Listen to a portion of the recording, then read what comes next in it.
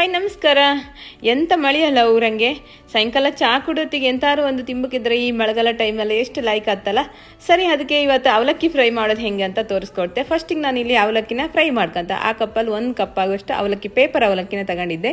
ಅದನ್ನ ಫ್ರೈ ಮಾಡಿ ಸೈಡ್ ಇಟ್ಕೊಂಡ್ಕ ನಂತರ ಅದೇ ಕಡಾಯಿಗೆ ಈಗ ಕೊಬ್ಬರಿ ಎಣ್ಣೆ ಹಾಕೊಂತಿದ್ದೆ. ಒಂದು 2 ಸ್ಪೂನ್ ಕೊಬ್ಬರಿ ಎಣ್ಣೆ ಹಾಕೊಂಡ್ರೆ ಸಾಕು. ಅದಕ್ಕೆ ನಾನು ಒಂದು 7 ರಿಂದ 8 ಬಾದಾಮಿ ಹಾಕೊಂಡು ಫ್ರೈ ಮಾಡ್ಕೊಂಡಿದ್ದೆ. ಹಾಗೆ ಕಡಲೆ ಬೀಜ ಸಹ ಹಾಕೊಂಡು ಫ್ರೈ ಮಾಡ್ಕೊಂಡ್ಕ ಲೋ ಫ್ಲೇಮಲ್ಲಿ ಇಟ್ಕೊಂಡೆ ಫ್ರೈ ಮಾಡ್ಕೊಂಡು ಸ್ವಲ್ಪ ಗೋಡಂಬಿಗೆ ಸಹ ಹಾಕೊಂಡಿದ್ದೆ.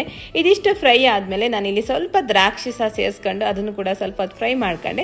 ಆಮೇಲೆ ಸ್ವಲ್ಪ ಕರ್ಬೇವು ಸೊಪ್ಪು ಹಾಕೊಂಡು ಅದು ಕೂಡ ಸರಿ ಗರಿ ಗರಿ ಆಪೋ ತರ ಫ್ರೈ ಮಾಡ್ಕೊಂಡು ಇದಿಷ್ಟು ಫ್ರೈ ಆದ್ಮೇಲೆ 1/2 ಸ್ಪೂನ್ ಆಗಷ್ಟು ಚಾಟ್ ಮಸಾಲ, ಸ್ವಲ್ಪ ಹಳದಿ, 1/2 ಸ್ಪೂನ್ ಆಗಷ್ಟು ಚಿಲ್ಲಿ ಪೌಡರ್, ಸ್ವಲ್ಪ ಉಪ್ಪು ಸಹ ಸೇರಿಸ್ಕೊಂಡು ಫ್ರೈ ಮಾಡಿ ಇದ್ರ ಜೊತೆಗೆ ಚಿಕ್ಕದಾಗಿ ಕಟ್ ಮಾಡ್ಕೊಂಡು ಕೊಬ್ಬರಿ ಸಹ ಹಾಕೊಂಡು ಇದನ್ನ ಸ್ವಲ್ಪ ಫ್ರೈ ಮಾಡಿ ಸ್ಟವ್ ಆಫ್ ಮಾಡಿ ನಂತರ ನಾವು ಅವಲಕ್ಕಿನ ಫ್ರೈ ಮಾಡಿ ಇಟ್ಕೊಂಡಿದ್ದೆಲ್ಲ ಅದನ್ನ ಸಹ ಸೇರಿಸ್ಕೊಂಡು ಚಂದ ಮಾಡಿ ಮಿಕ್ಸ್ ಮಾಡ್ಕೊ.